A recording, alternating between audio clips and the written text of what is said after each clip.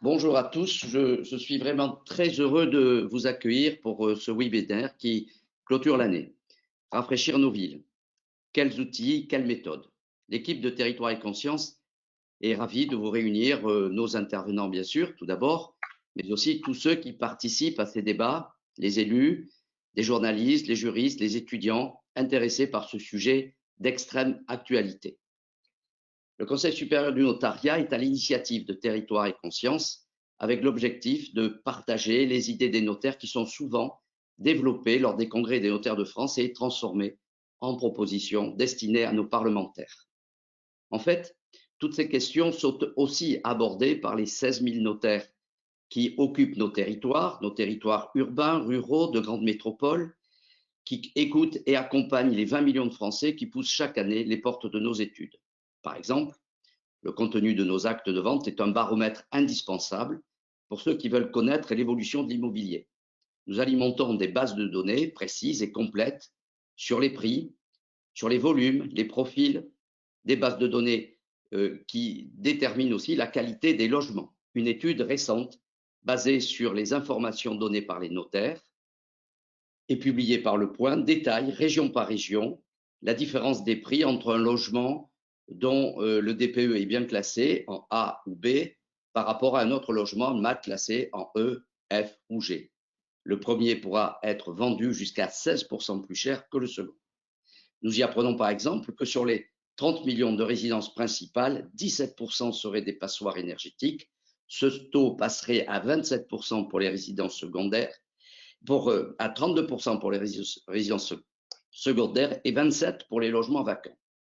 Vous le voyez, par les 4 millions d'actes qu'ils reçoivent chaque année, par les conseils qu'ils donnent quotidiennement, les notaires sont au cœur des territoires. Un autre exemple, le Congrès des notaires de France, dont les sujets ont toujours une approche sociétale attachée à notre territoire. On parlera toujours de déplacement, de protection, de logement, de revitalisation des cœurs de ville, d'artificialisation des sols ou d'énergie. Alors, pour expliquer, échanger sur tous ces sujets, nous débattons, comme aujourd'hui, avec d'autres experts. Il n'y a pas d'idéologie dans notre démarche, nous nous basons sur des constats et des propositions. Nous avons ainsi présenté des colloques et des webinaires dont les thèmes ont toujours été collés à l'actualité, comme aujourd'hui, pour enrichir le contenu et la production intellectuelle que vous trouverez sur le site de Territoire et Conscience. Après 2 colloques sur l'agriculture urbaine et la revitalisation des cœurs de ville, nous avons présenté plusieurs webinaires sur l'international, territoire et personnes d'ici et d'ailleurs, sur l'urbanisme commercial, la rénovation des friches industrielles pour compenser l'artificialisation des sols, sur l'exode urbain, mythe ou réalité. Nous avons aussi présenté un colloque l'année dernière sur le thème de la transition énergétique. J'ai eu l'occasion de rappeler 2 propositions issues de congrès récents. Il s'agissait tout d'abord de créer une servitude légale d'isolation des murs par l'extérieur et une possibilité de donner congé pour rénovation énergétique d'un logement. Le sujet du dernier congrès des notaires de France qui s'est tenu à Marseille était l'ingénierie notariale pour une société harmonieuse. Mon confrère et ami Romain Hillet, notaire girondin, était membre de la première commission sur l'immobilier. Il intervient aujourd'hui pour nous en parler au regard de notre sujet sur le rafraîchissement des villes. Il sera accompagné d'abord de Jean-Michel Jacquet, architecte urbaniste et président du think tank Droit de Cité, puis de Martin Handel, professeur associé spécialiste du rafraîchissement urbain, et enfin Didier Chaplon, adjoint à la mairie de Rennes, délégué à la biodiversité. Je tiens à saluer chaleureusement nos intervenants avec lesquels nous allons parler encore d'évolution climatique, particulièrement dans nos villes en surchauffe. C'était d'ailleurs le titre de LCP Le Mag début novembre. 2022 serait l'année la plus chaude jamais enregistrée. Alors, sans modification de nos comportements, nos villes, trop bétonnées, trop minérales, deviendraient invivables à l'horizon 2050. Comment adapter nos villes face au changement climatique? C'est ce dont nous allons parler avec ceux qui veulent penser la ville de demain. Avant de terminer, je voudrais remercier l'équipe de A Associés pour toute l'organisation de ce colloque, le groupe Monacier pour la mise à disposition technologique dont ils nous font profiter, et enfin notre délégué général Aymar de Germay, à qui je laisse la parole pour nous présenter plus amplement nos intervenants. Merci beaucoup Philippe pour ce mot introductif. Bonjour à toutes et à tous. Merci de nous avoir rejoints pour ce nouveau webinaire. Juste avant de poser le sujet d'aujourd'hui, vous rappelez que, comme d'habitude, vous avez la possibilité de poser des questions, mais ces questions, vous pouvez les poser via l'interface questions que vous avez normalement à laquelle vous pouvez accéder. Et ces questions, on les relaiera à la fin, de manière à ce que chaque intervenant puisse présenter ses propos, les uns à la suite des autres. Et tout au long de ces présentations, vous pourrez écrire bien sûr vos questions et on les relaiera à la fin, soit à l'intervenant que vous avez interrogé, soit à l'ensemble des intervenants si c'est une question plus ouverte. Donc n'hésitez pas à utiliser effectivement cette boîte à questions qu'on utilisera en fin de webinaire. Comme Philippe, je voulais remercier effectivement le groupe Monacier pour la mise à disposition de cette plateforme qui est très, très pratique, et puis remercier les intervenants que je vais présenter dans quelques instants. Alors, Philippe l'a dit, et on le voit année après année, et quand il y a un an, on a posé ce sujet en disant tiens, c'est un sujet qu'il faut qu'on traite en 2022, on était loin d'imaginer, on avait quelques doutes, mais loin d'imaginer qu'on aurait une saison aussi chaude, celle qu'on a connue en 2022, ce qui prouve quand même que ce sujet, évidemment, malheureusement, est de plus en plus d'actualité. Effectivement, on se rend compte, été après été, canicule après canicule, sécheresse après sécheresse, que le constat, on le partage tous, il est sans appel. En plein centre-ville et dans des quartiers qui sont très denses, qui sont très urbanisés, on a un stress thermique important et bien plus important en centre-ville qu'il n'est en périphérie, et évidemment encore plus dans les espaces ruraux. À Lyon, Toulouse ou Paris, on observe des écarts de température estivale qui peuvent représenter, ce qui est fou, jusqu'à 10 degrés entre les quartiers centraux et la périphérie des villes. L'asphalte, le béton, le manque ou la limitation des espaces végétalisés, des centres urbains très minéraux, se transforment souvent, pour chacun d'entre nous, en îlots de chaleur irrespirables, avec un parc bâti qui demeure tout de même largement inadapté pour y faire face. Les conséquences de ces épisodes de chaleur extrême sont nombreuses, bien sûr sur la santé des personnes les plus vulnérables, mais aussi d'un point de vue économique, social et évidemment environnemental. Le phénomène récurrent de forte chaleur qui s'étale désormais de mai à octobre. On l'a vu évidemment cette année avec des températures extrêmement fortes, courant octobre. Je crois qu'on est monté à certains endroits de la métropole jusqu'à 40 degrés en octobre.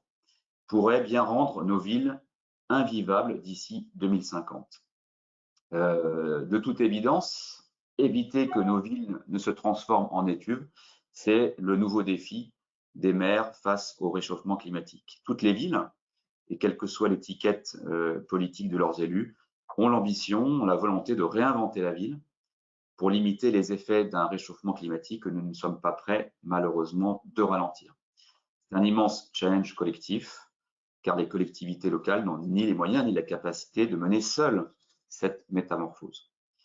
Alors, comment adapter la ville face à ce réchauffement climatique? De quelle manière aménager et construire autrement la ville?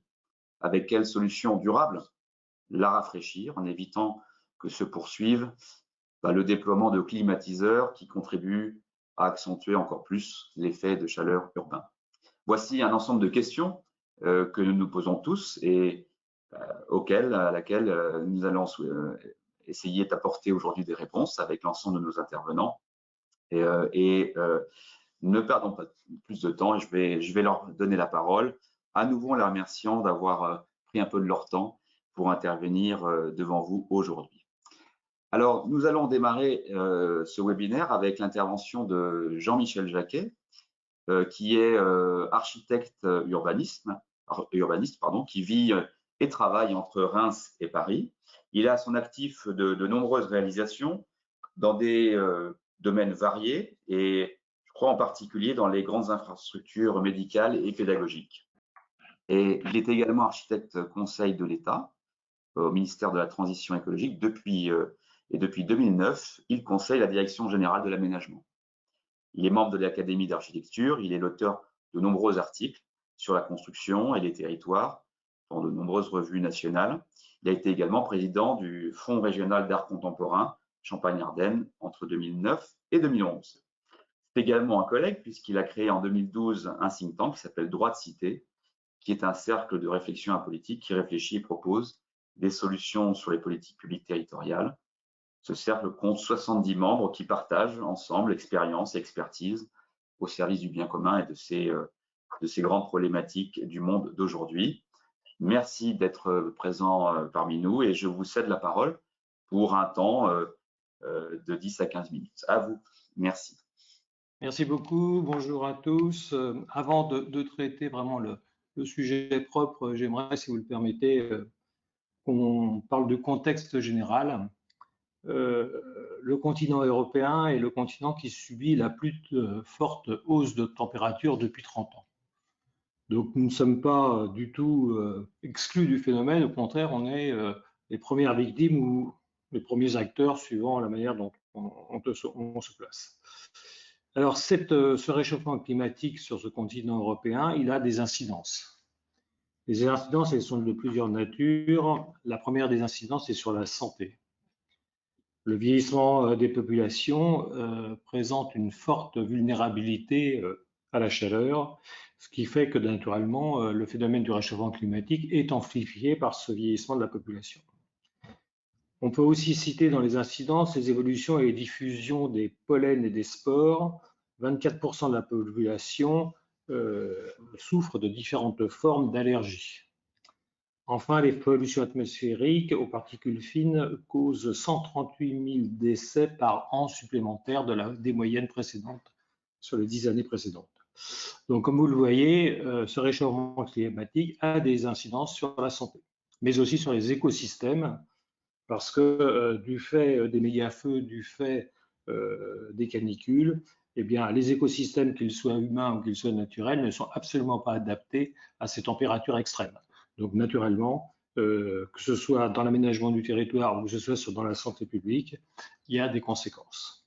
On peut évoquer aussi les transports, puisque les infrastructures de transport sont, suivant les situations, menacées par des phénomènes météo extrêmes.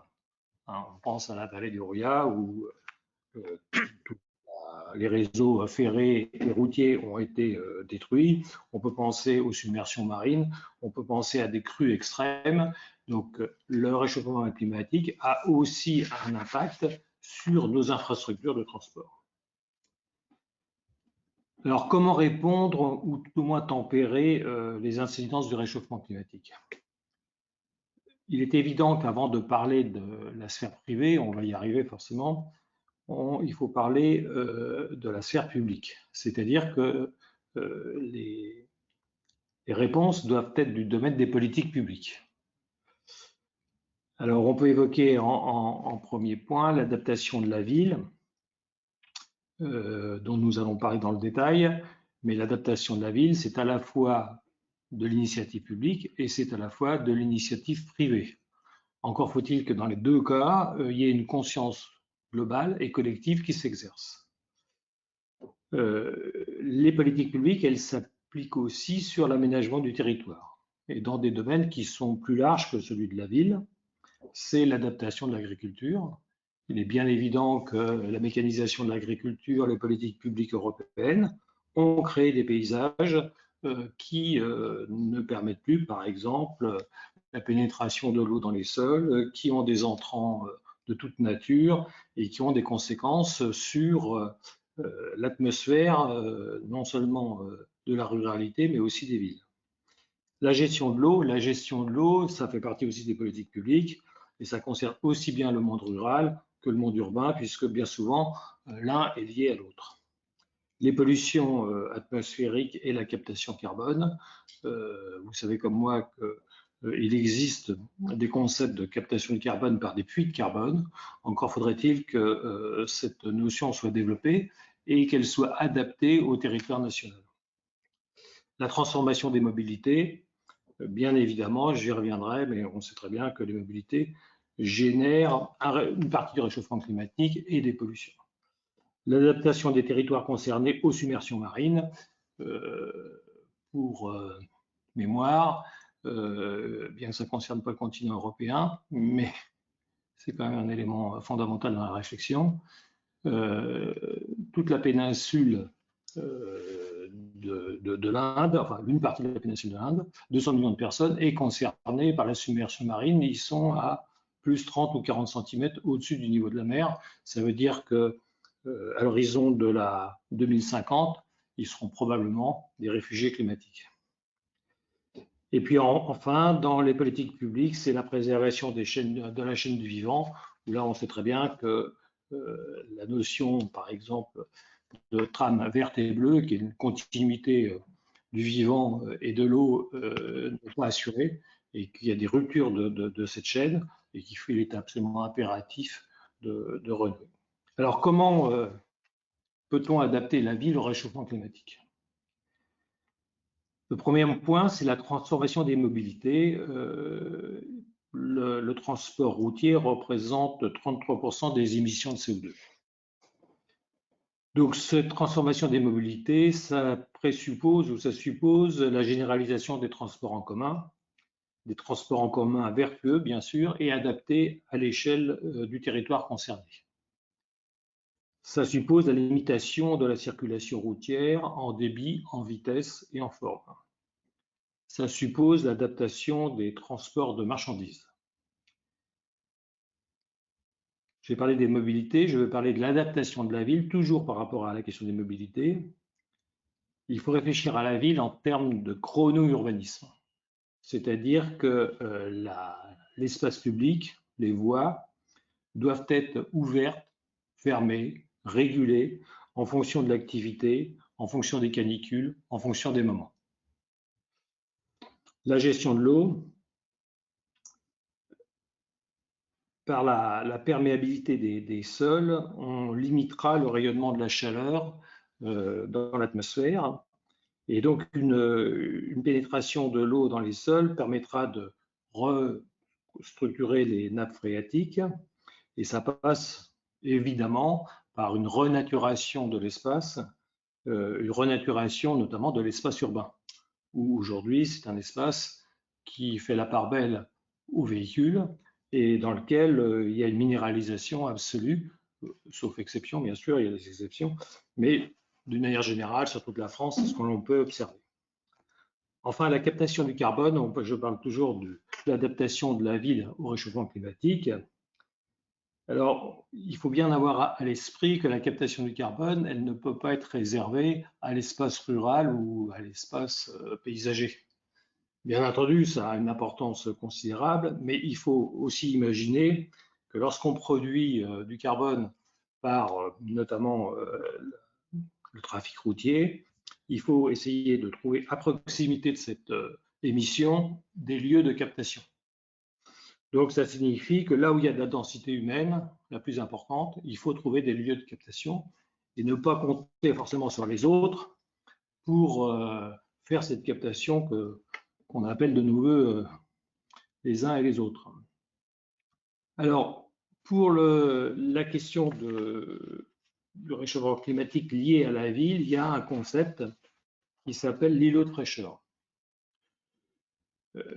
L'îlot de fraîcheur, c'est en fait ni plus ni moins l'idée de réamener de la nature en ville par l'installation de jardins, de parcs, de forêts, enfin forêts urbaines, entendons-nous, d'alignements, etc., pour la captation du carbone, mais aussi pour l'ombre que cette nature va apporter sur les bâtiments. Il faut avoir à l'esprit que des façades qui sont à l'ombre peuvent avoir entre 3 et 8 degrés d'écart par rapport à une façade qui est au soleil.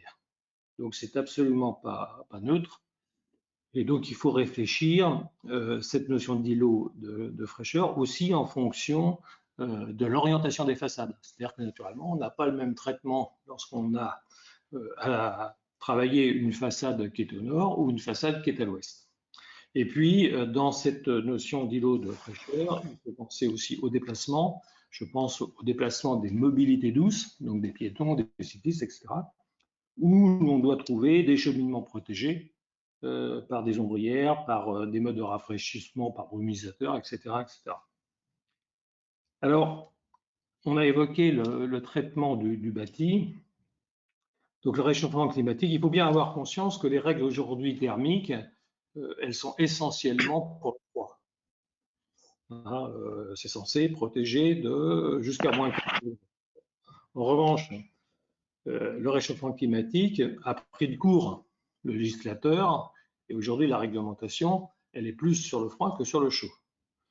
Donc on a les uns et les autres collectivement à faire œuvre de réflexion pour proposer un certain nombre de dispositifs. Sur le bâti, il faut distinguer deux choses. Il faut distinguer le bâti banal du quotidien, si j'ose dire, et puis le bâti extraordinaire, celle du patrimoine, des monuments historiques, pour lesquels, sauf à dénaturer l'œuvre, il y a peu de formules possibles.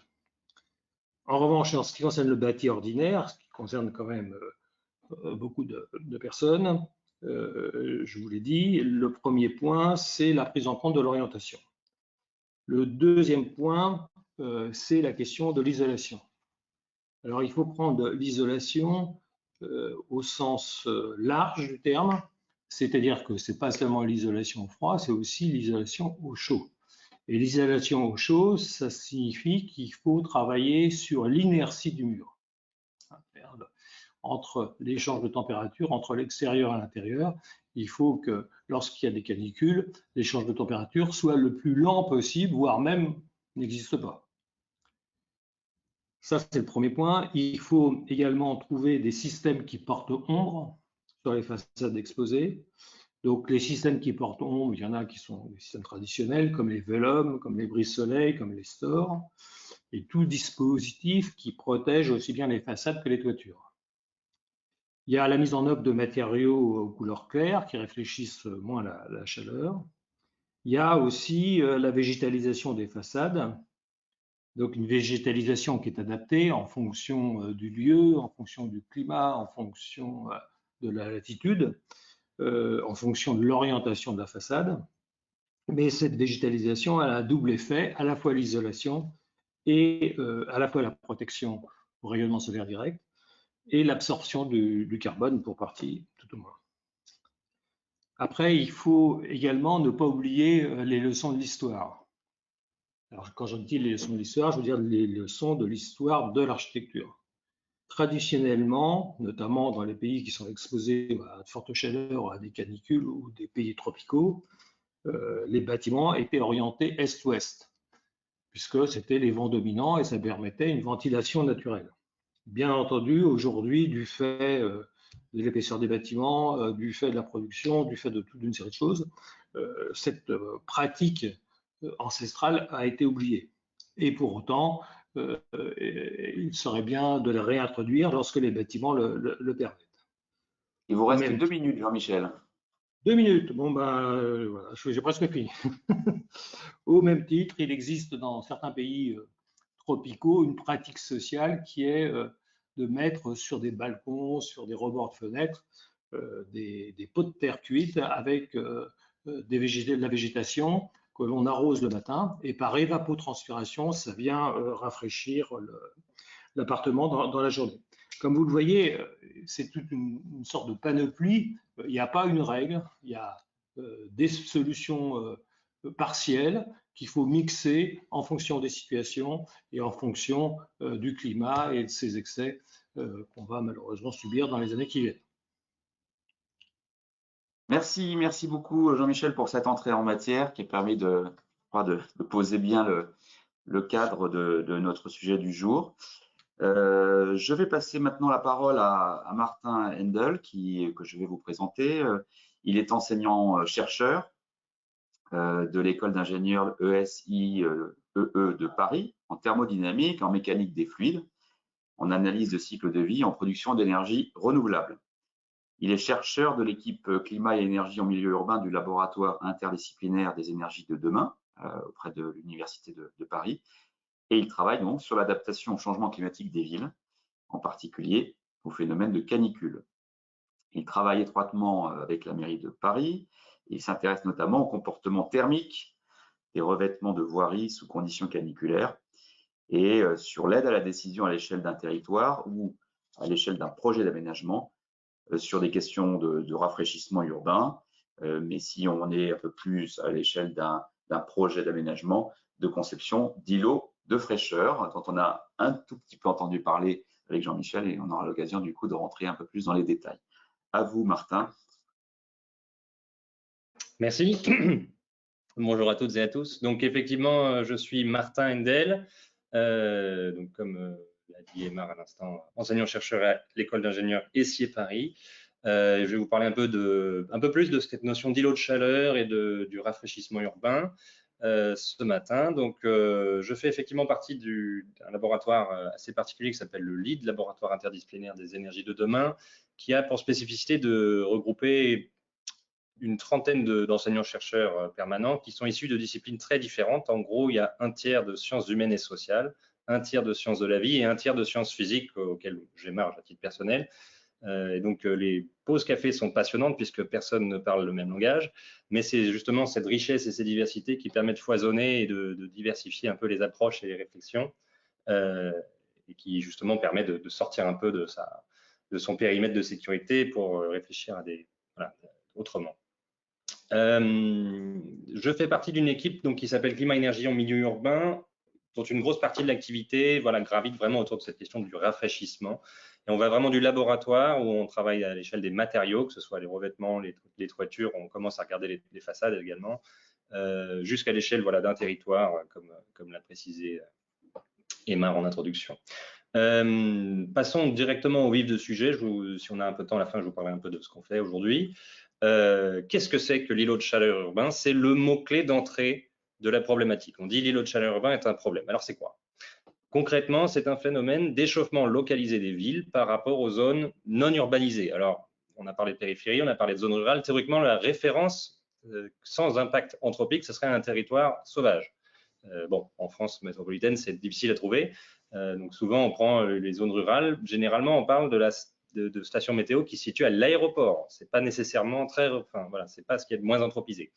Ce phénomène est connu depuis le 19e siècle, observé à Londres. Donc en gris foncé, là, vous avez le périmètre du vieux Londres. Hein. Hyde Park n'est pas dedans, en 1832. Donc Luke Howard, qui nous a donné le système de nomenclature des nuages qu'on utilise encore aujourd'hui, c'est le premier à observer ça entre ses locaux de travail à la Royal Society et ses terres, où il fait des relevés de température toute l'année pendant plusieurs décennies. Et il observe, bon an, mal an, tous les mois, une différence de température entre le centre-ville et ces territoires plus agricoles. Pour une ville comme Paris, effectivement, l'ordre de grandeur, ça va être 3 degrés en moyenne sur l'année. Donc entre Trappes et Paris, par exemple, intramuros. Ça, c'est vraiment une moyenne. En fait, c'est très variable dans le temps et dans l'espace, on va en parler. Et typiquement, et ça a été signalé par Aymar, par Denis en introduction, Didier, pardon,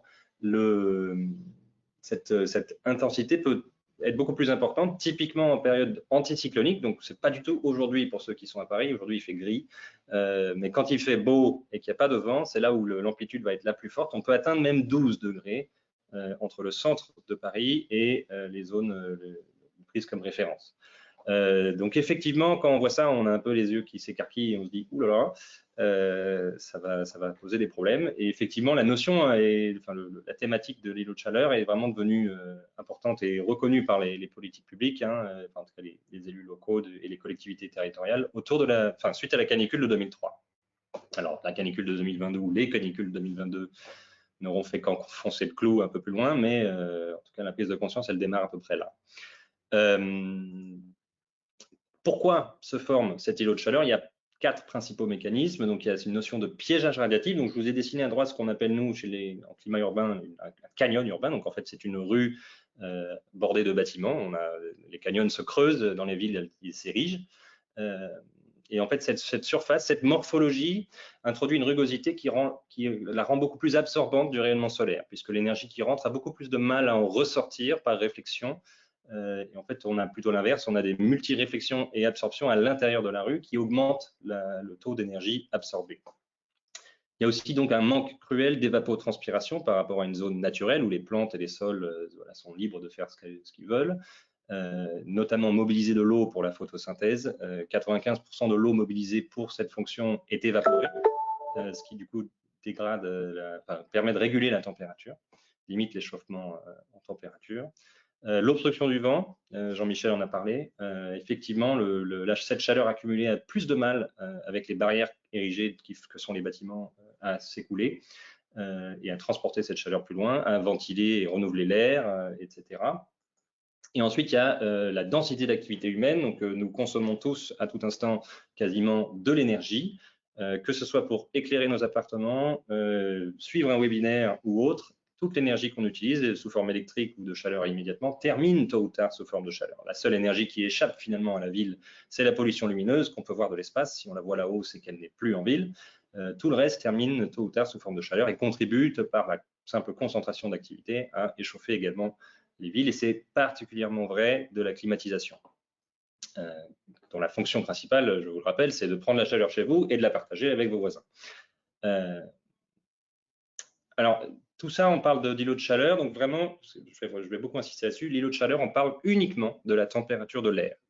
Mais ce n'est pas le paramètre sanitaire principal. En fait, le paramètre qui va dominer, ça va être la notion de stress thermique, donc c'est un état physiologique du corps dans lequel le corps humain doit fournir un effort pour assurer la régulation de température. Donc en hiver, on a tendance à claquer des dents, etc. On essaie de générer de la chaleur interne pour s'échauffer. En été, c'est l'inverse, on essaie d'évacuer la chaleur le plus vite possible, on transpire, on a les vaisseaux qui se dilatent, etc.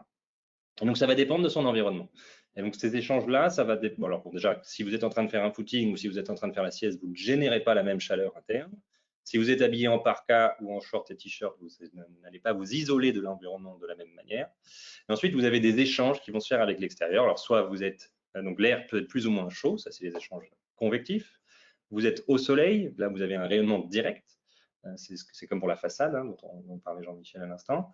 La lumière peut être soit directe, soit réfléchie par des façades ou des surfaces réfléchissantes. Ces surfaces qui s'échauffent vont émettre elles-mêmes un rayonnement thermique en fonction de leur température, c'est un rayonnement dit infrarouge. Il y a un tout petit peu de conduction, mais bon, quand on est en station debout, c'est par les chaussures, c'est pas très important, mais quand on est allongé dans un matelas, c'est autre chose. Et ensuite la respiration et l'évapotranspiration par la transpiration, par la peau et la sudation, où l'eau s'évapore. Donc la transpiration, c'est un phénomène très efficace pour réguler la température du corps humain quand il fait trop chaud, à condition de ne pas manquer d'eau.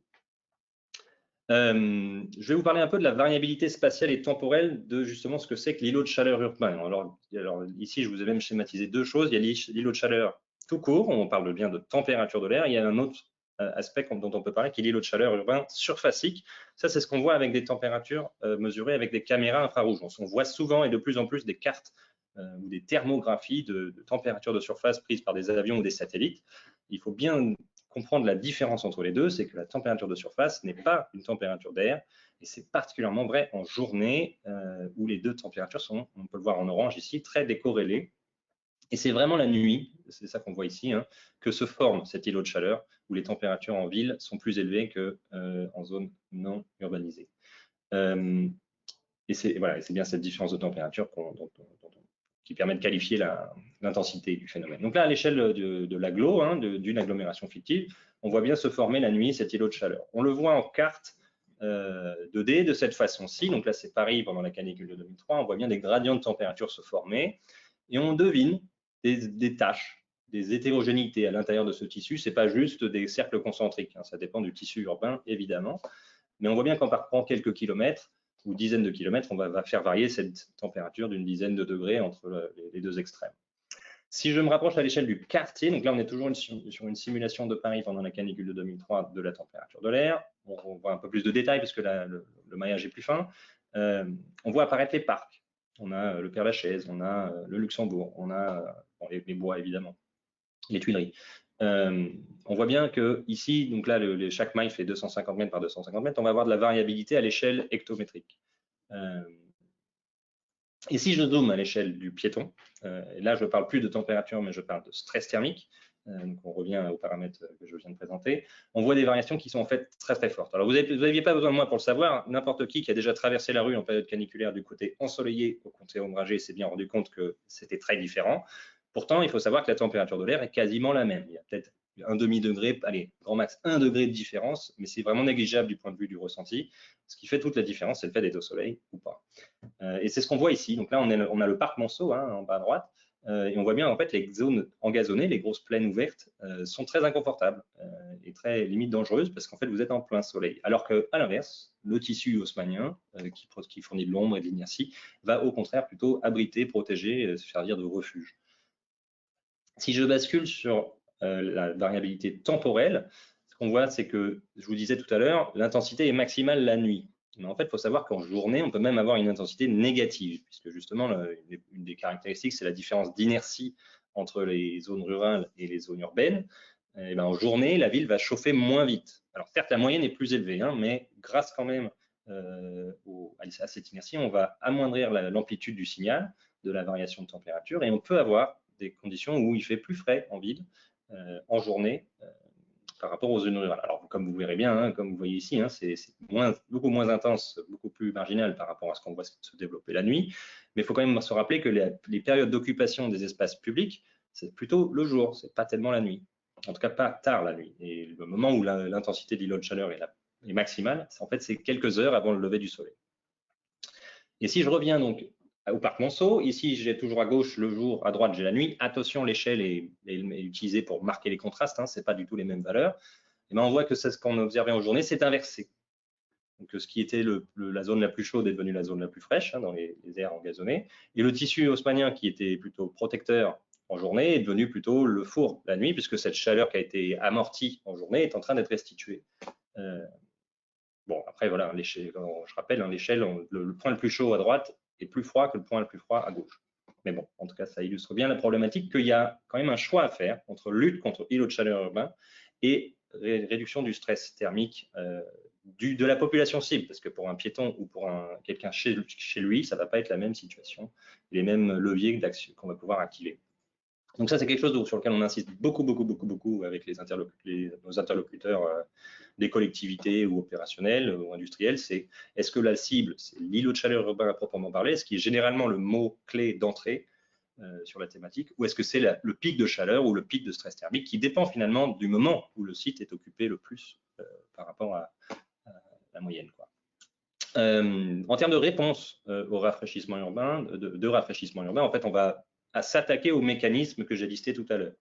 Donc typiquement, pour limiter le piégeage radiatif, on peut réfléchir à des villes réfléchissantes. On peut réfléchir à des formes urbaines qui projettent de l'ombre d'un côté, mais qui laissent la chaleur s'évacuer de l'autre, typiquement sur une rue qui serait orientée est-ouest. Rajouter de la végétalisation en ville. Alors, comme l'a dit Jean-Michel, il faut vraiment faire attention aux végétaux qu'on plante et comment on les plante. Le musée du Clé Branly, c'est un peu un anti-exemple en termes de facilité d'entretien, de robustesse des plantes, etc. C'est pas des milieux qu'on voit pousser naturellement sur les falaises vertes en France. C'est pas un truc qu'on voit de façon très spontanée. Dans les pays tropicaux, oui, mais en France, c'est pas trop le cas. Les plantes grimpantes sont généralement plus adaptées, mais elles puisent l'eau dans le sol, pas dans la façade. Par rapport aux travaux sur le vent, il y a beaucoup de choses qui se font à Hong Kong. Ça, en fait, c'est dans la suite de la crise du SARS-CoV-1, donc du SRAS. Où ils se sont rendus compte que c'était des problèmes de ventilation qui avaient généré des contaminations entre bâtiments, entre tours, qui étaient très rapprochés. Donc, ils travaillent beaucoup sur cette question de l'amélioration de la ventilation, surtout qu'ils ont des brises de mer qui, en fait, ils ont réussi à complètement couper avec des façades, avec des barricades de bâtiments le long de la côte, quoi. Et ensuite, par rapport à tout ce qui sera chaleur anthropique, là, c'est là où on va pouvoir avoir une synergie positive entre adaptation au changement climatique et limitation, mitigation, atténuation du changement climatique, parce que tout ce qui va limiter la consommation d'énergie va contribuer à limiter les rejets de chaleur anthropique. Alors, attention, je vous l'ai mis dans l'ordre, c'est pas par hasard, c'est parce que c'est avant tout la forme urbaine qui génère cet îlot de chaleur urbain. Il faut bien avoir en tête que un terrain karstique dans lequel on a des canyons très creusés naturels, en l'absence d'humains, on observe le phénomène d'îlot de chaleur urbain. Donc, il ne faut pas se leurrer. On n'éliminera pas le phénomène d'îlot de chaleur urbain, mais il faut savoir en tenir compte dans la conception des espaces ou des bâtiments. Alors, par rapport aux bâtiments, puisqu'on en parle et que c'est quand même votre objet de travail, il faut savoir que pour améliorer les conditions à l'intérieur d'un logement, ça va être la même liste que ce que vient de citer Jean-Michel, mais il ne faut pas d'abord cibler l'espace public, parce que Améliorer l'espace public, c'est déjà vaincre l'inertie de la ville. Demander après ça de vaincre l'inertie du bâtiment pour améliorer les conditions intérieures, c'est un peu se mettre un très beau défi qu'on n'est pas forcément sûr de réussir à relever. Mais alors qu'à l'inverse, c'est parfait. Travailler justement sur la ventilation naturelle des logements avec des logements qui peuvent être traversants, ça c'est vraiment nécessaire. Un logement mono-orienté avec des ouvertures que d'un seul côté, ça va être très difficile de l'aérer, de le ventiler, de profiter de la fraîcheur nocturne s'il y en a. Protéger du soleil ce logement, c'est essentiel parce que si vous mettez une serre, qu'elle soit dans Paris ou dans la campagne, de toute façon, il fera trop chaud. Et travailler justement sur cette isolation thermique pour essayer d'améliorer en même temps l'inertie thermique du bâtiment pour profiter dans la journée de la fraîcheur qu'on aura accumulée la nuit. Voilà, alors très rapidement, mais c'est vraiment express, c'est un teasing de travaux que nous, on est capable de faire ou ceux sur quoi on travaille. Donc, quand on travaille sur les revêtements, je disais, c'est en laboratoire. On a des enceintes et des dispositifs qui nous permettent d'étudier dans des conditions identiques à chaque occasion différentes structures de revêtement. Là, c'est des travaux qu'on mène avec la ville de Paris.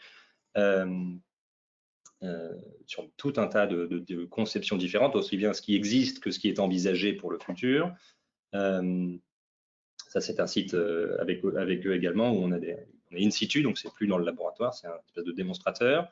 Des travaux sur les façades et les toitures où on a la même approche d'étudier en laboratoire les structures. Et justement, on compare les différences entre isolation thermique intérieure ou extérieure. On a des études in situ assez nombreuses. Moi, mes travaux de thèse portent sur l'arrosage urbain à l'eau non potable. Est-ce qu'on peut rafraîchir l'espace public avec une espèce de transpiration urbaine? Combien ça consommerait d'eau? On a beaucoup travaillé sur les cours d'école, sur des rues. On est partenaire du programme Oasis de la ville de Paris. On travaille avec des industriels qui réfléchissent à des solutions de rafraîchissement. On a travaillé avec l'évaluation de transformation de parking en espèce d'îlot de fraîcheur avec beaucoup de végétaux, justement. Là, c'est des détails que je vais vous passer. On travaille sur le lien entre stress thermique et santé avec l'INSERM et la PUR, où justement on équipe les individus de capteurs portatifs pour essayer de suivre au quotidien et le long de leur journée l'évolution des conditions auxquelles ils s'exposent et voir les réponses en santé. Et puis, comme l'a dit Emma, voilà, des travaux sur comment accompagner les collectivités ou les designers, etc., sur des réflexions soit à l'échelle territoriale ou intervenir en priorité, ou comment concevoir des espaces plus adaptés à la problématique des canicules. Et c'est fini. Merci beaucoup Martin. Et je crois qu'avec entre l'intervention de Jean-Michel et la vôtre, Martin, on a bien, je dirais, à la fois posé le problème et puis vu de manière très pragmatique le bouquet de solutions, elles sont variées, qui permettent de limiter finalement, de ne pas empêcher, on a bien compris, mais de limiter les effets de ces îlots de chaleur dans nos villes. Donc, merci à tous les deux. Je vais maintenant passer la parole à Romain Hillet. Donc, Romain est notaire en Gironde depuis une quinzaine d'années. Il a été membre de l'équipe du congrès de cette année, 2022 à Marseille, qui était consacré justement à l'ingénierie territoriale. Et donc, il a travaillé dans la commission de l'ingénierie territoriale au service du projet immobilier. Il est branché, si je puis dire, il a une appétence pour le droit de l'environnement et il est même notaire, conseil en aménagement et en environnement. Je pense que vous ne devez pas être très nombreux, vous nous en direz certainement quelques mots. Et en parallèle de cela, il a un engagement qui est lié à cette appétence puisqu'il est coproducteur du festival Climax à Bordeaux, qui organise à la fois des conférences sur les enjeux climatiques et environnementaux, et puis pour se détendre le soir des concerts. Et donc, on est très heureux de l'accueillir et de lui passer la parole pour une quinzaine de minutes. Merci à tous et je remercie plus précisément Philippe Lavex pour l'invitation qu'il m'a faite d'intervenir dans ce webinaire. Alors, comme vous l'avez dit, j'ai donc été membre de l'équipe du 118e congrès des notaires de France qui s'est tenu à Marseille il y a un mois et demi. Ce congrès n'a pas élaboré de propositions en matière de droit de l'environnement très précises, si ce n'est que dans la proposition qu'on a faite pour l'amélioration de la fiducie, on avait introduit la nécessité de créer une fiducie à caractère environnemental, mais c'était tout. En revanche, dans le rapport, on a, au sein de la première commission, énormément écrit sur les problématiques et la contrainte environnementale qui doit aujourd'hui s'appliquer à tout nouveau projet immobilier. On est et notamment sur la réhabilitation des sites pollués et le moyen pour mener à bien cette réhabilitation lorsque nous avons, par exemple, un exploitant qui est défaillant. Je rebondis sur ce que disait Monsieur Jacquet au sujet des îlots de fraîcheur en ville. Vous le savez, la loi climat et résilience du 22 août 2021 a mis en exergue l'objectif de zéro artificialisation nette. C'est-à-dire que à terme, on ne doit plus artificialiser de sol pour construire. Dans les 10 prochaines années, l'objectif est d'ailleurs que cette artificialisation soit inférieure de plus de moitié à ce qu'elle a été au cours des 10 dernières années. Cet objectif fait donc poser une contrainte très lourde sur les décideurs au sein des collectivités qui délivrent les autorisations d'aménager et de construire. Donc, on a tous bien en tête qu'aujourd'hui, la solution pour bâtir du logement, pour créer du logement, parce qu'il existe de telles tensions sur le marché immobilier qu'il faut construire des logements, la solution est donc la réhabilitation d'anciens sites de friches industrielles, commerciales, d'activités, qui sont aujourd'hui en train de plus ou moins, pour certaines d'entre elles en tout cas, péricliter. Il faut donc réhabiliter ces zones pour pouvoir créer de nouvelles unités d'habitation, de nouveaux quartiers. Mais pour autant, dans ces zones, il y a, qui sont déjà généralement artificialisées au maximum, on ne pourra pas tester pour tout ce qui a été dit par M. Handel à l'instant sur les îlots de chaleur, etc. Il va falloir ramener de la fraîcheur. Donc, il va falloir créer des îlots de fraîcheur, des îlots végétalisés qui vont être en mesure d'apporter cette climatisation naturelle. Alors, ça, les autorisations d'urbanisme le prévoiront. Ce qui peut nous intéresser, c'est la gestion à plus ou moins long terme de ces îlots. On va tout d'abord imaginer que c'est la collectivité qui va devenir propriétaire de ces assiettes foncières-là et entretenir, gérer, planter, replanter, le cas échéant, de manière à avoir soit une micro-forêt, par exemple, soit, enfin bref, une zone végétalisée au cœur d'un nouveau quartier. Mais je crois qu'on peut aller un petit peu plus loin et faire un petit peu mieux. Et en tout cas, il y a un outil dans le Code de l'environnement qui est né lors de la loi du 8 août 2016. Et cet outil juridique s'appelle l'obligation réelle environnementale, que l'on désigne sous l'acronyme DORE, ou ORE. L'obligation réelle environnementale, c'était quoi? Alors, je ne vais pas vous relire in extenso l'article L132.3 du Code de l'environnement qui te définit, mais au moins son premier alinéa qui nous dit ceci.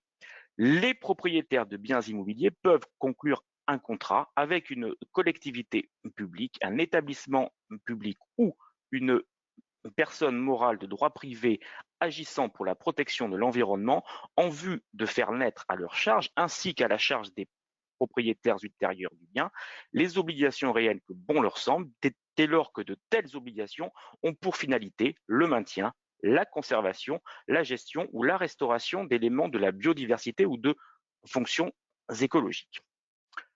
Donc reprenons. Nous avons un contrat qui va permettre à une collectivité, par exemple, de surveiller ou d'inciter, de surveiller et de contrôler les actions de protection de l'environnement que le propriétaire s'est engagé à faire au terme de ce contrat. Si je reprends mon exemple de zone d'aménagement concertée qui serait instaurée sur une ancienne friche individuelle ou commerciale, on pourrait très bien imaginer, me semble-t-il, en tout cas, que dans un tel cadre, une partie de cette assiette foncière soit destinée à devenir la propriété d'une association syndicale des propriétaires de cette zone et qui aurait l'obligation de souscrire une obligation réelle environnementale avec l'autorité administrative qui a délivré les autorisations. Alors souvent, une intercommunalité, voire une métropole ou la mairie éventuellement. Et donc, cela permettrait à tous les acteurs de cette zone de concevoir cet îlot de fraîcheur au sein de ce nouveau quartier et avec l'appui de la collectivité et sous son contrôle, de pouvoir suivre l'évolution de cette zone qui serait soumise à donc cette obligation réelle environnementale et donc assurer dans ce nouveau quartier eh bien, que cet îlot de fraîcheur ait une certaine pérennité parce que le contrat d'obligation réelle environnementale peut être conclu pour une durée qui peut aller jusqu'à 99 ans. C'est ce que la durée maximale des droits réels que l'on connaît dans la typologie des droits réels du Code civil, qui ne sont pas autres que la propriété, en tout cas. Donc, on peut avoir là une vision de long terme, avec l'appui de la collectivité qui n'a pas à portée de foncier et donc à entretenir elle-même et qui peut déléguer ça et simplement avoir le contrôle, ou en tout cas la maîtrise des opérations, puisque dans ce contrat d'ORE,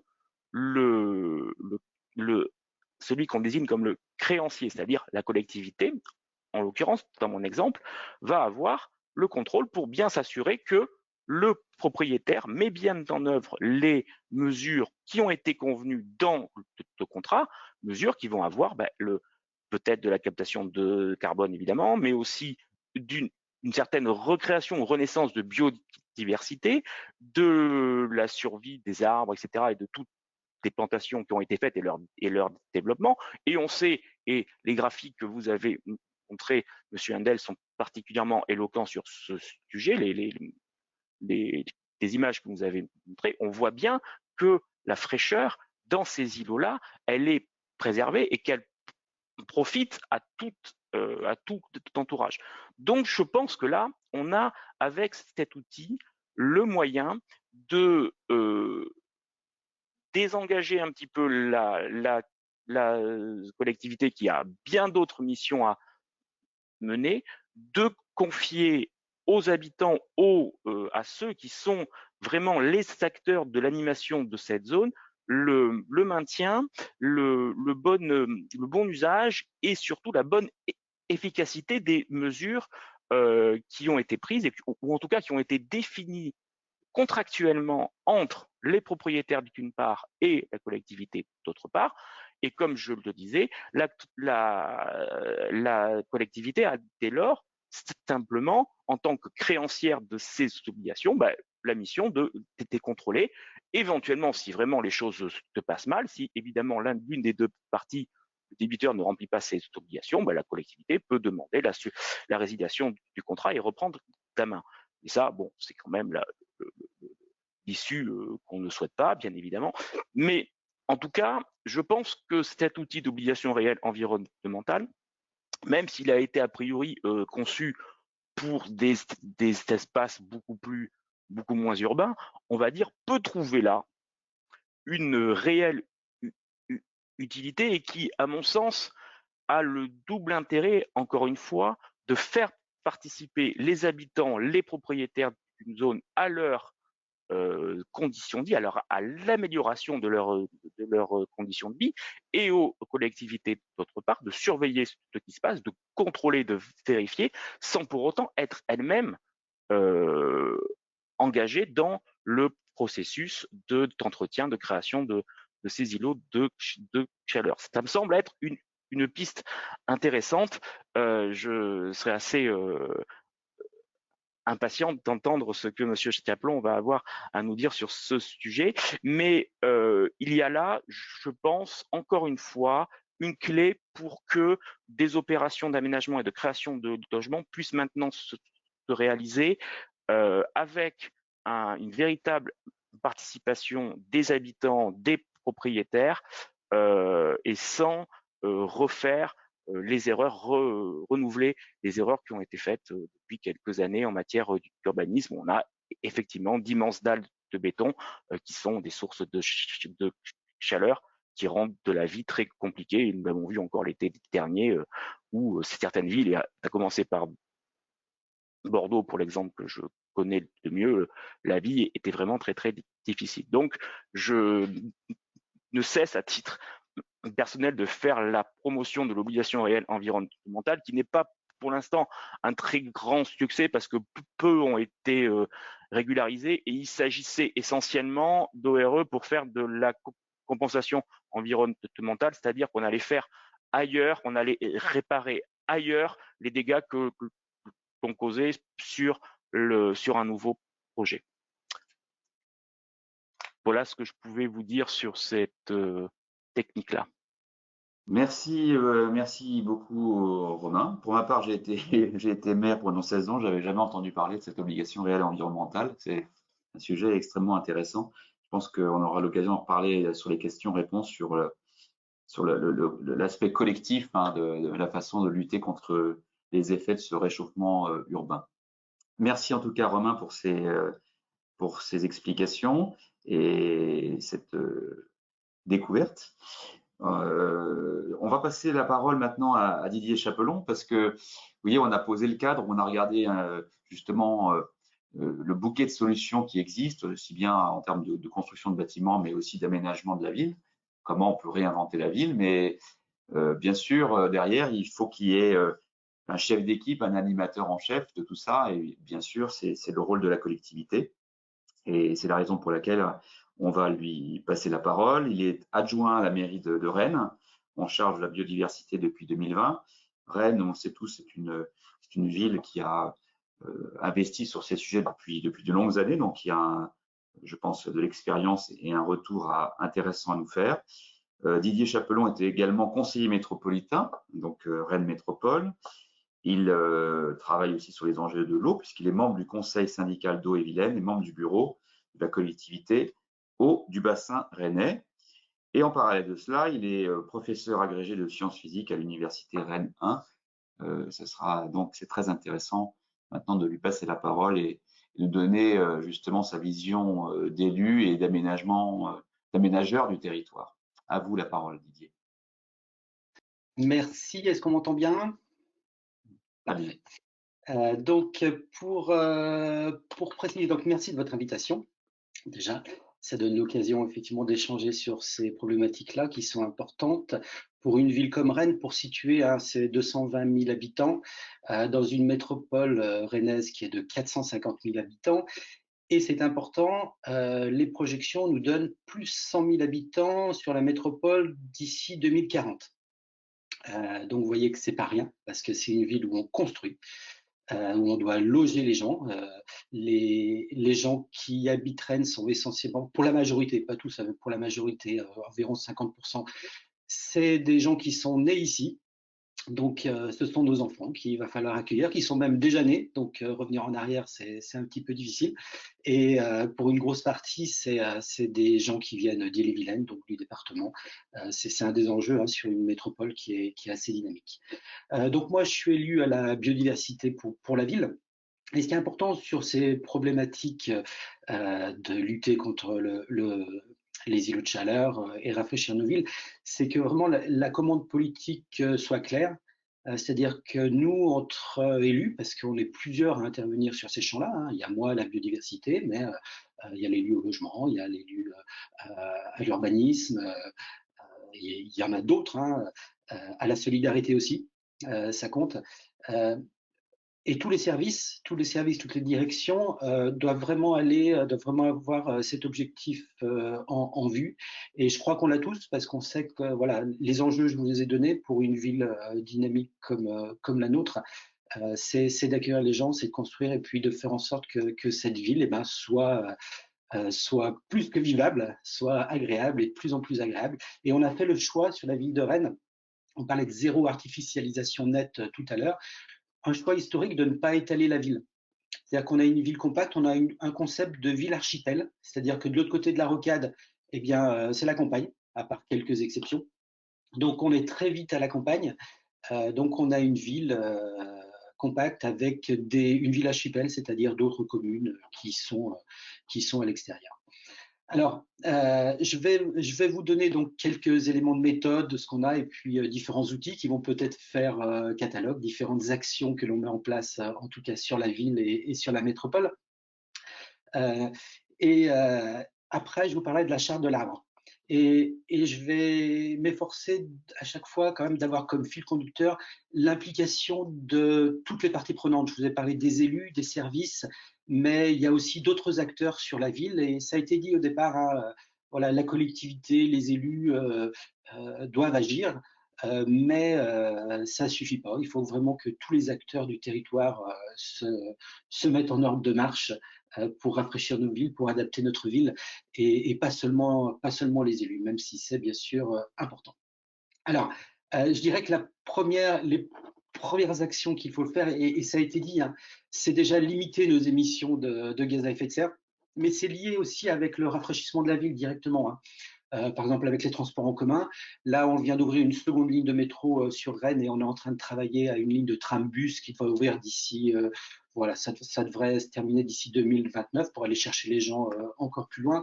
Et cette mise en place s'accompagne également de travaux sur la voirie et de végétalisation, voilà, espaces pour les piétons et des espaces pour les vélos, hein, les circulations douces.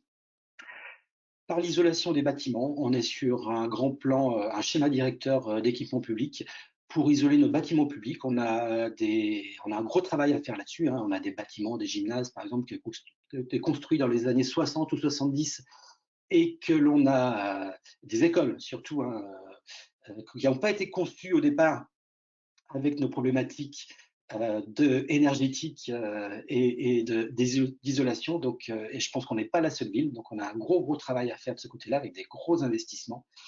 Et aussi, je parlerai d'économie circulaire.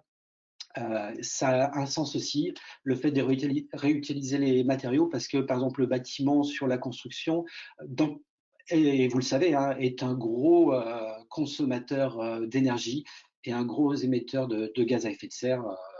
Et l'économie circulaire, c'est un élément dont il faut parler, surtout dans le bâtiment, pour avoir un impact carbone moindre. Et souvent, c'est lié avec l'isolation des bâtiments, bien sûr. Donc, sur la ville de Rennes, en gros, il faut construire 1500 logements par an, 4500 environ sur la métropole, hein, ce sont pour éviter l'étalement urbain. Et c'est important d'éviter l'étalement urbain, puisque on peut plus, en tout cas, on a choisi ça sur la ville, mais avec le zéro artificialisation nette, on peut plus s'étaler. Alors, on a un outil qui, pour nous, l'outil numéro 1, c'est le plan local d'urbanisme intercommunal, dans lequel on a depuis 2020 un coefficient de végétalisation qui privilégie la pleine terre.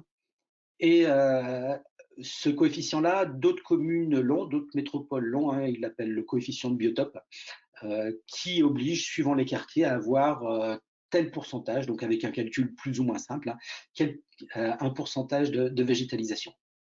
On est en train de travailler sur le plan local de l'habitat, le PLH. Effectivement, hein, ça a été évoqué tout à l'heure.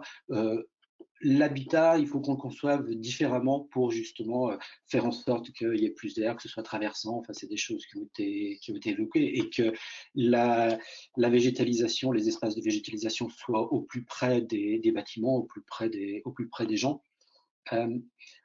On a un référentiel des aménagements avec une obligation pour tout aménagement nouveau d'avoir au moins 10% de désimperméabilisation. Ça a été dit également, il y a beaucoup de choses qui ont été dites, mais ça me permet de les reprendre et de les décliner de façon concrète pour une ville. Généralement, on est au-dessus de 10% sur la désimperméabilisation. C'est important puisque l'eau va s'infiltrer et va dans les sols et va permettre de rafraîchir les surfaces.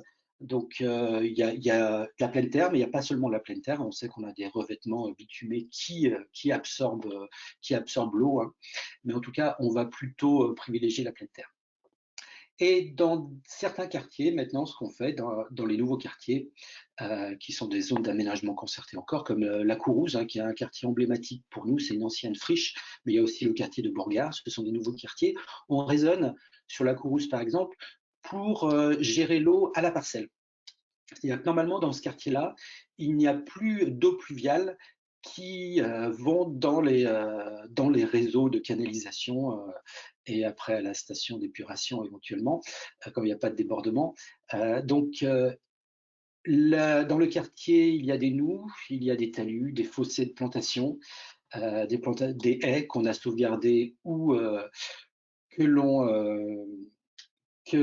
l'on crée pour que le quartier ne rejette plus d'eau dans le réseau d'eau pluviale, ce qui va permettre de rafraîchir le quartier. Donc.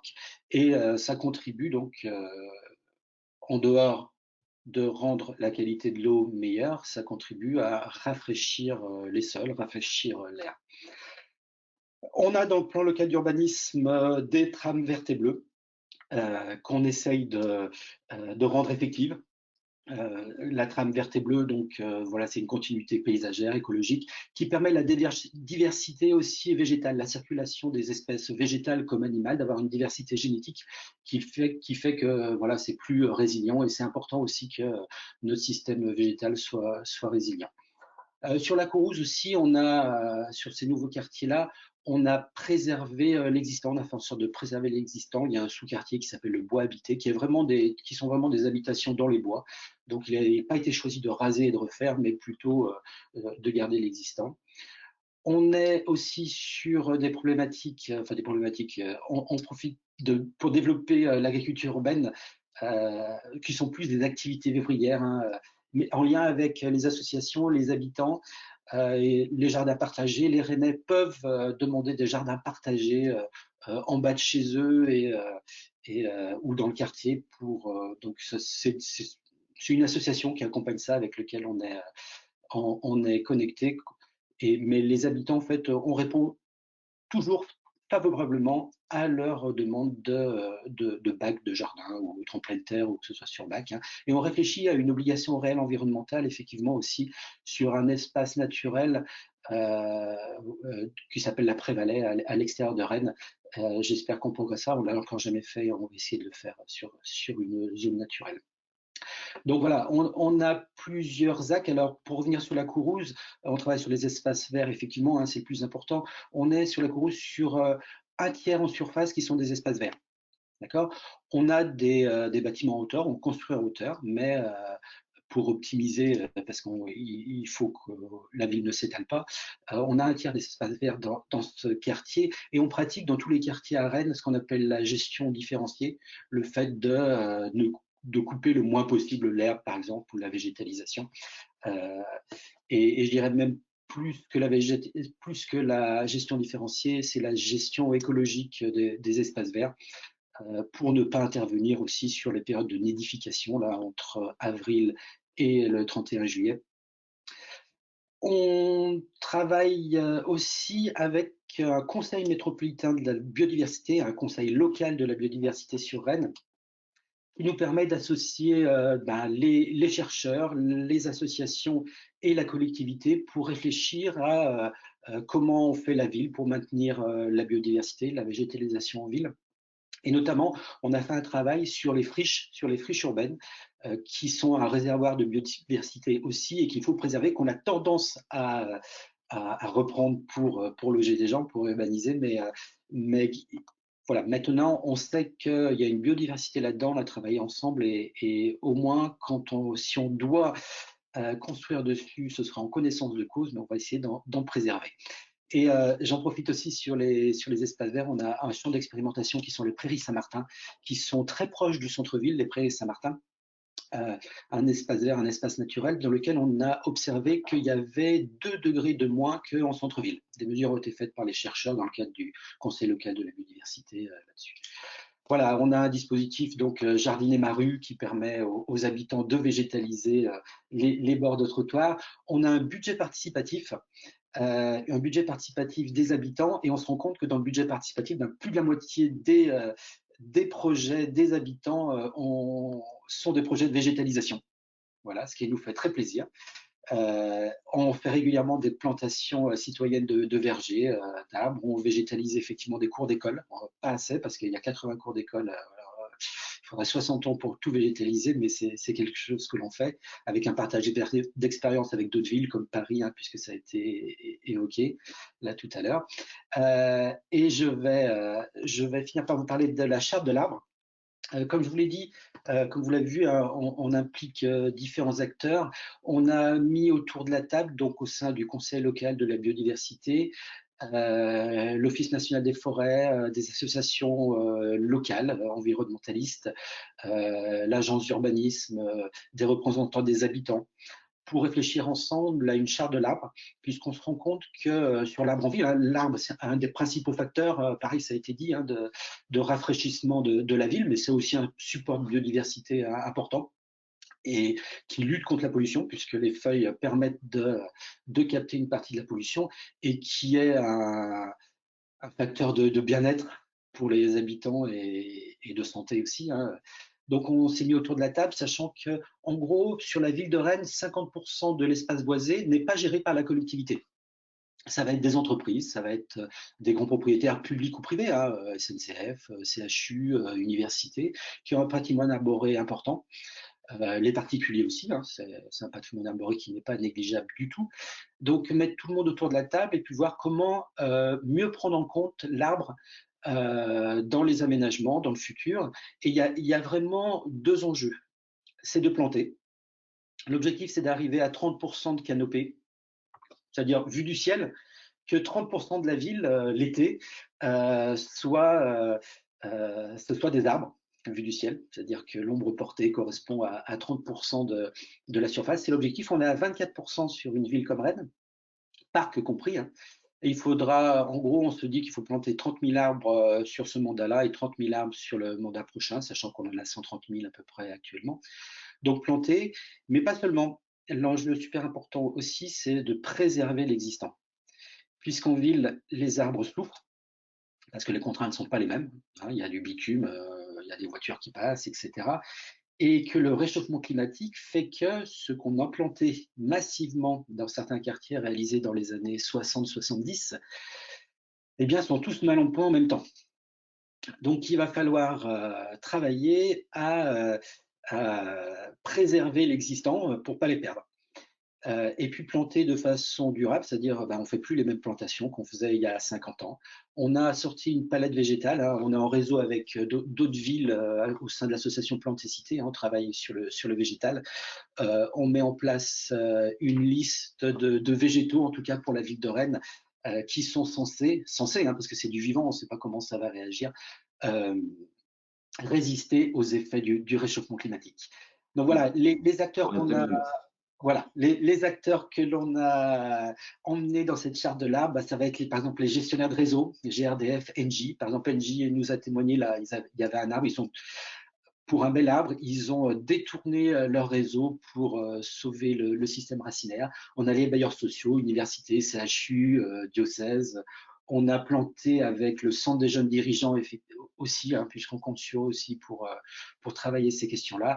Et puis nous, la ville de Rennes, on a pris 33 engagements vis-à-vis de la charte de l'arbre. Je pourrais détailler si vous avez des questions là-dessus.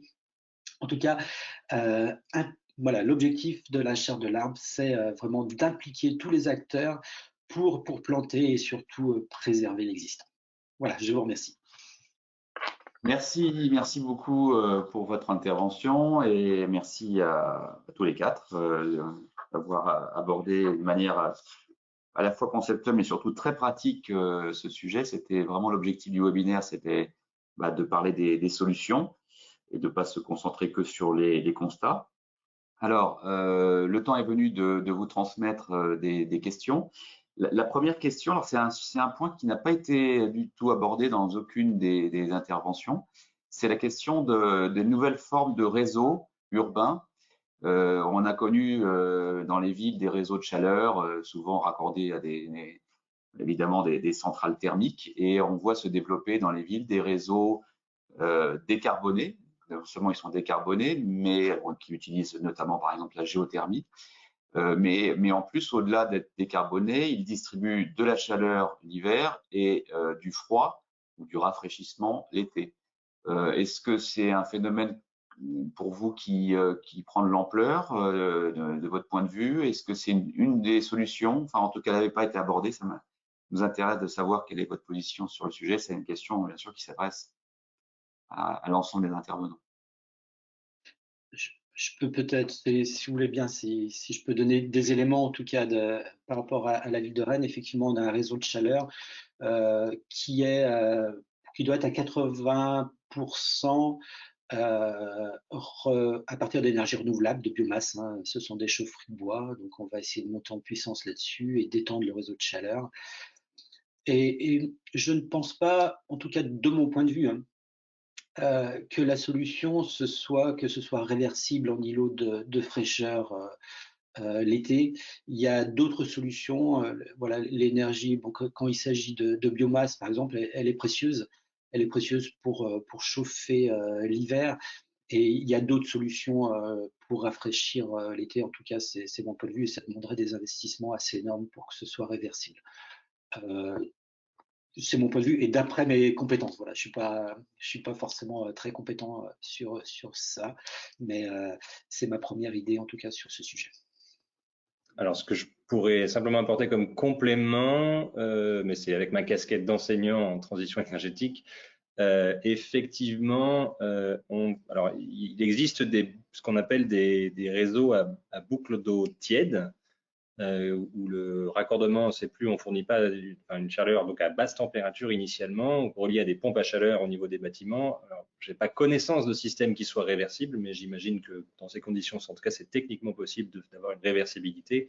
Jusqu'alors, moi, j'avais plutôt connaissance de réseaux coexistants, un froid, un chaud,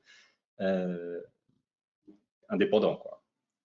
Ça existe, hein, ça existe sur le campus de Paris-Saclay. C'est un réseau qui utilise justement la nappe géothermique du bassin parisien. Et effectivement, vous avez raison, c'est-à-dire que il y a des pompes à chaleur sur des îlots de quartier qui vont permettre, en fonction de la saison, de remonter la température parce qu'on est l'hiver, au contraire, d'abaisser la température parce qu'on est l'été. En tout cas, ce qui est certain, c'est que les dispositifs récents là, qui permettent de classer les réseaux de chaleur, j'imagine que c'est le cas à Rennes, qui dépassent justement le seuil des 50% d'énergie renouvelable ou de récupération, ça va avoir un impact assez fort sur le développement. On voit déjà dans Paris que tout d'un coup, il y a plein d'immeubles qui vont devoir s'y raccorder lors de la rénovation de leurs installations existantes. Merci. Est-ce que c'est bon pour tout le monde avoir pu... Oui, Jean-Michel, vous vouliez parler?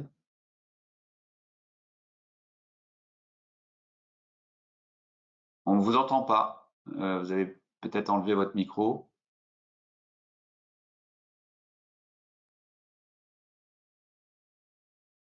Merci. Ça y est, on m'a réactivé mon micro. Oui, à ma connaissance également, il n'existe pas de système collectif de rafraîchissement. Il existe des expériences à travers tous les pays du monde qui sont ce qu'on appelle le puits canadien, c'est-à-dire en fait on va chercher la température du sol pour rafraîchir des maisons ou des immeubles, mais c'est quand même à une échelle limitée. En revanche, moi j'organise avec le think tank là, début janvier un séminaire colloque sur les énergies renouvelables et le territoire. Et il existe des expériences qui sont assez significatives. Par exemple, je pense à un industriel à Châlons-en-Champagne qui fait de la déshydratation de luzerne et lorsque son usine ne tourne pas, eh bien, il va réintroduire dans le réseau de chaleur public les thermiques qu'il n'emploie pas. Donc ça, c'est un très bon exemple de partenariat public-privé très, très vertueux. Mais ça fonctionne à mon sens que dans un seul unique sens, qui est celui du chauffage et non pas du rafraîchissement. Merci. Alors, j'ai une question qui vous est également adressée, Jean-Michel. Vous avez parlé de puits de carbone. Quel est le rôle et la portée aujourd'hui de cette méthode en ville? Alors, la notion de puits de carbone, c'est en fait une notion mondiale. Je parle sous le contrôle notamment de Martin, c'est une notion mondiale où j'allais dire qu'un certain nombre de très grandes sociétés multinationales, pour se racheter une vertu et une bonne conscience, ont revégétalisé, replanté dans des zones comme en Amazonie. Voilà. Bon. Cette notion mondiale qui est liée quand même à des multinationales, à mon sens, il faudrait la décliner à l'échelle nationale. C'est-à-dire qu'au même titre que on a évoqué tout à l'heure l'ORE, sur lequel il y aurait quand même quelques commentaires à faire, mais on pourrait imaginer un système dans lequel on participerait à titre collectif, c'est-à-dire aussi bien la collectivité que la société civile, à la constitution d'îlots de puits de carbone dans les centres urbains. Ça veut dire investir des zones de non-lieu, par exemple, je pense à toutes les infrastructures routières, autoroutières, les friches, etc., qui en fait n'ont aucune utilité fonctionnelle dans la ville, mais qui pourraient être investies pour la captation carbone. Ça veut dire qu'il faudrait que ce soit accompagné par des systèmes de défiscalisation, d'aide, et puis aussi par un système de participation citoyenne. Alors, ce que je compléterais, si vous avez terminé, c'est qu'il y a depuis pas très longtemps, justement, une certification carbone en France. Ça s'appelle le label bas carbone. Et j'ai participé au premier semestre de cette année à des réflexions justement sur donc il y a différentes méthodes, il y a différentes façons de générer des crédits carbone avec ça. Donc ça peut être soit de la création forestière ou de la régénération forestière en France, donc sur le territoire national. Et j'ai contribué en début d'année à une réflexion autour de la création d'une méthodologie pour la végétalisation urbaine, donc pour des arbres en ville.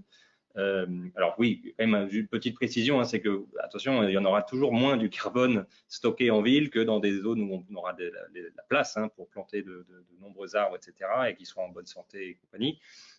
Par contre, là où je voulais mettre l'accent, c'est que, et c'est ce qui était fait dans le cadre de la méthodologie, il y a plein de co-bénéfices. Alors moi, j'ai contribué au groupe de travail sur la partie rafraîchissement urbain, mais il y en avait sur la gestion de l'eau, sur la biodiversité, etc. Et donc, alors le dispositif que je ne maîtrise pas du tout, mais ce que je comprends, c'est que voilà, on peut investir des sommes X ou Y pour un certain nombre de tonnes de CO2 stockées à une certaine échéance. Ce qui est sûr, c'est qu'en ville, ce sera très cher la tonne, parce qu'il y aura assez peu de tonnes pour le nombre d'arbres plantés, ou en tout cas, on sera limité en place, en temps et en coût et en contrainte pour planter beaucoup d'arbres. Par contre, il y a tout un tas de co-bénéfices qui permettent de compléter les atouts sans forcément être uniquement sur la question du carbone. Mais voilà. Donc c'est nouveau, elle n'est pas validée cette méthode encore, elle vient d'être déposée. Merci pour ces précisions. Donc j'ai deux questions pour Didier Chapelon, question rapide. Alors, la première, c'est les coordonnées, tout simplement. Une personne demande les coordonnées de l'association Plantécité. Où est-ce qu'on peut joindre cette association? Est-ce qu'elle est sur elle ou est-ce qu'elle est Alors, elle est à Angers. Voilà, elle est à Angers. Vous tapez sur un moteur de recherche Plantécité. Voilà, c'est une association donc l'association des grandes villes de France pour la végétalisation. Ok, merci. Merci pour cette question pratique de coordonnées. Deuxième question, sur Rennes, pour justement mesurer l'impact de vos mesures, est-ce que vous avez mis en place une politique de mesures régulières avec des indicateurs qui vous permettent de voir, voilà, on a mis en place tel projet, au bout d'1, 2 ou 3 ans, voilà l'impact, et ça permet d'ajuster les politiques publiques. Est-ce que ça, c'est quelque chose que vous utilisez Alors, concernant les températures et l'évolution des températures, on travaille avec donc des labos de recherche au sein du Conseil local de la biodiversité, et eux font effectivement des mesures. Ils font des mesures sur tous les plans, hein, que ce soit la présence des animaux, végétaux. On est aussi en train de travailler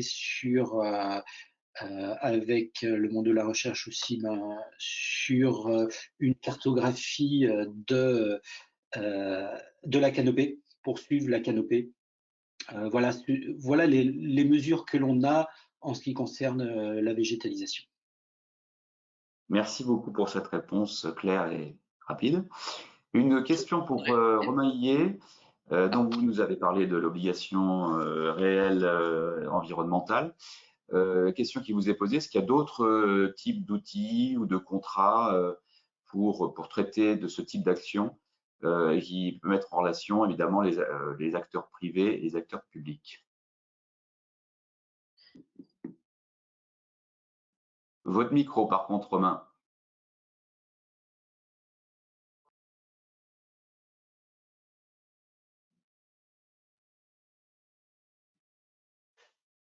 Voilà. Vous m'entendez? Oui.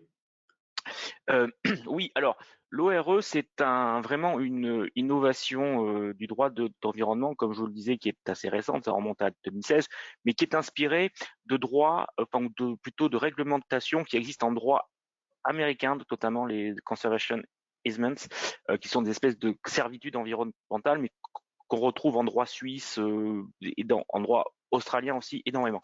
Donc nous, en France, on est vraiment au démarrage de quelque chose à ce sujet, et l'ORE a encore un certain nombre de faiblesses qui font que c'est un contrat qui est assez peu usité en réalité, hormis ce que je disais, les principales ORE qui ont été régularisées à ce jour concernent la compensation environnementale, donc c'est la troisième phase de la séquence éviter, réduire, compenser.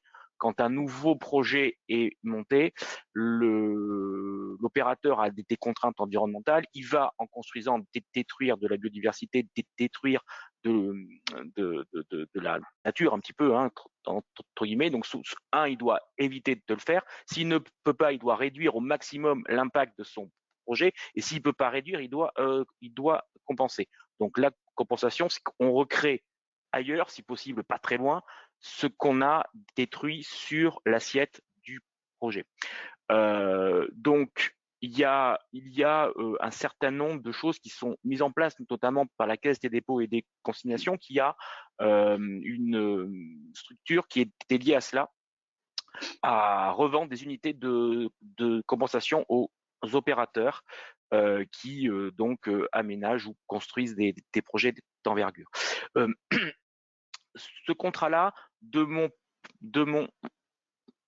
point de vue, aujourd'hui dans le droit positif, il n'existe pas grand-chose de comparable à cela.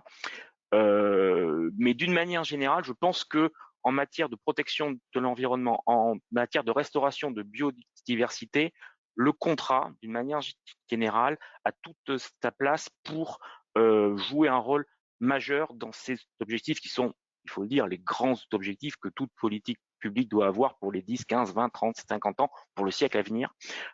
Il faut encourager cela. L'obligation réelle environnementale, je rejoins ce que disait Jean-Michel Jacquet, il y a encore beaucoup à dire dessus.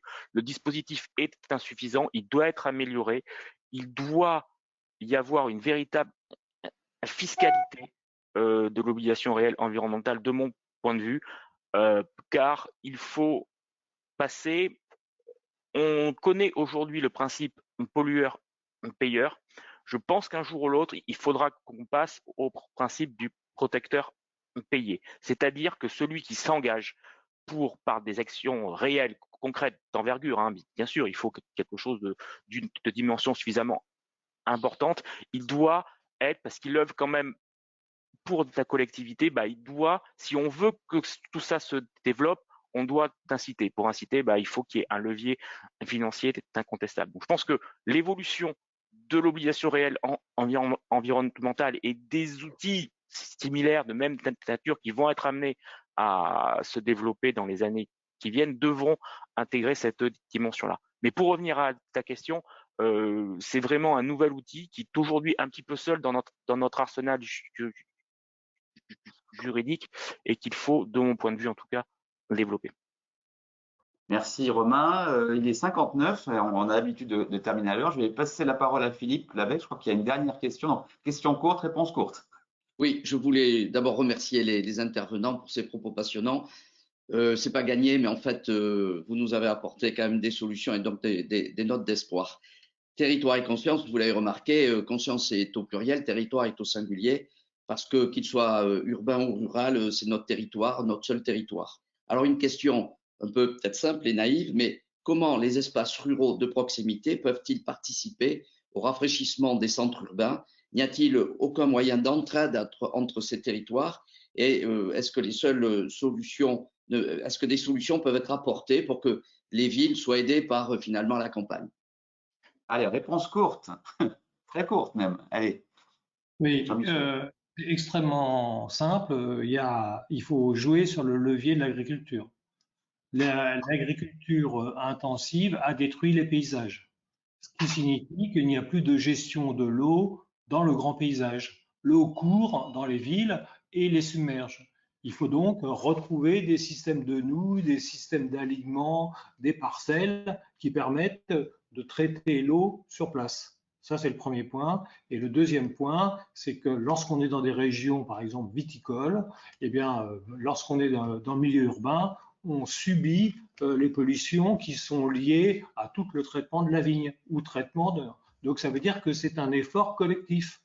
Si cet effort, il n'est pas, le monde rural n'a pas conscience qu'il a un impact sur la vie dans les villes, il est bien évident qu'on pourra essayer de résoudre les effets, mais pas les causes. Merci, merci. Et Didier, vous vouliez dire un petit mot sur le sujet, non? Oui. Non, juste que nous, on essaye de viser d'avoir une ceinture maraîchère autour de la ville. L'idée étant que ce soit gagnant-gagnant, c'est-à-dire que l'agriculture puisse effectivement se transformer et être plus résiliente et trouver des débouchés. Et du côté des citadins, eh bien, avoir ce souci du bien manger et du non-étalement de la ville, c'est-à-dire de garder qu'il y a un sens que la ville reste compacte, parce que c'est pas toujours évident à la population d'accepter que la ville reste compacte et de ne pas l'étaler. Merci, merci beaucoup pour ce mot qui sera le mot de la fin. Merci à tous les intervenants, c'était passionnant de vous entendre et je pense très complémentaire. Je suppose que ça a intéressé beaucoup les gens qui ont suivi le webinaire. Je voulais juste rappeler que on publiera à l'issue de ce webinaire les actes complets. Vous pourrez retrouver le script, je dirais, de l'ensemble de cette conférence de manière écrite sur le site de Territoire et Conscience et ça sera relayé bien sûr sur le compte Twitter et LinkedIn, vous pourrez suivre ça. Mais il y a aussi une captation vidéo qui a été faite. Et donc, on se rend compte qu'en fait, souvent, on multiplie par 4, 5 ou 6 la vision de ces webinaires parce que les gens prennent le temps de le voir à un autre moment. Donc, voilà, sachez que là aussi, il sera mis en ligne très rapidement via les réseaux sociaux et via notre site. Voilà, merci encore une fois à tous les 4 pour vos interventions passionnantes. Et puis, à très bientôt sur une autre thématique. Et bonne fête de fin d'année à tous. Merci beaucoup.